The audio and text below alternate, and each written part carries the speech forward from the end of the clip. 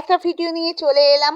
দেখো মাটি অত্যাধিক বেশি হয়ে গেছিলো, তাই মাটিগুলো আমি অর্ধেক করে নিয়েছি। আর খুলতে খুলতে দেখি রে আমার গাছে দেখো একটা ছোট্ট বাচ্চা কেঁচো।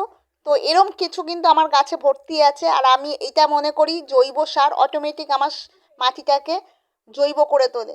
তো তুলে নিয়েছি, দেখো ভালো করে তুলে নিয়েছি। দিয়ে দিলাম শুকনো করা কলার খোসা, ডিমের খোসা, সবজির খোসা, শুকনো করা ভার্মি কম্পোস্ট ভালো করে মাখিয়ে কিন্তু এই গাছটায় ভালো করে যত্ন করে দিয়ে দেব।